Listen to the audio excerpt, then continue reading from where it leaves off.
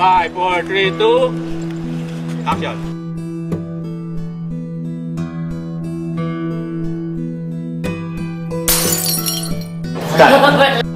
Ako si Aiza Siguera and I play si Jeboy Macaraig, isang private detective na naatasan na mag-spy kay Mr. Villanueva.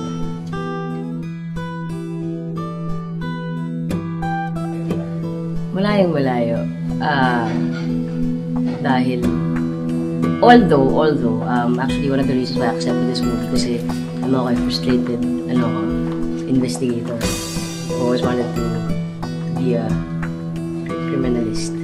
So I go, okay, chance ko na kahit paano. Pero siguro difference lang namin ng character ko is si Jeboy nag-makeup ako hindi. Alam mo yun. Pero parang pareho lang talaga if isipin mo. Dahil pareho kaming tahimik lang or hindi masyado mapagkausap din.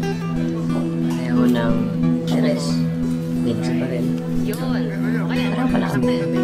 Parang mali sinabi ko kanina. Marami yung pagkakapareho.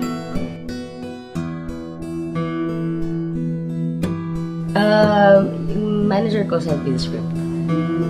And when I read it, sabi ko, something different naman ba? Hindi mga typical roles na usually piniplay ko. So sabi ko, sige. And I always wanted to do an independent movie. So, sabi ko, chance ko na. Ito paano. And when I heard na mga kasama ko sa Mercedes, sabi ko, uy, okay kasi.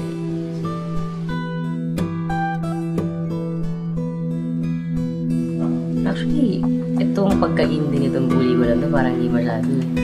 Kasi, daming tao involved.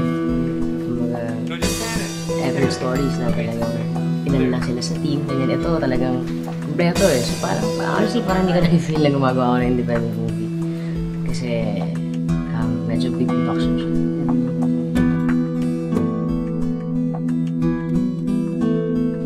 First time to work with him, and okay, masaya siya kasama. Talagang, parang gustong-gusto niya rin itong movie talaga, and ini-enjoy niya. Hindi siya pa nag-makeup yun. So, wala lang, trip lang niya. Ano siya, kumbaga, hindi ka kakabahan around him, you know. And gusto ko yung sinasabi niya na, kumbaga, hindi kasi lahat ng director nakikinig ng input sa mga artista eh. So, he's very open to those things, and I'm very happy kasi isa ako sa mga artista na gusto ko kahit paano naririnig yung side ko bilang nag-play ng character.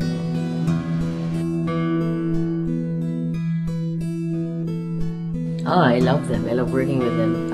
Walang pa-star, walang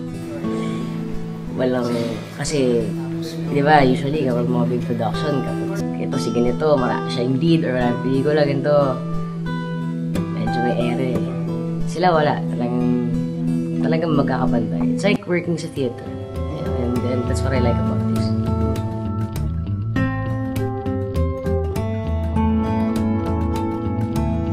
Sa lahat po ng mga nanonood, sana po abangan niyo yung pelikula namin ng Bad Romance.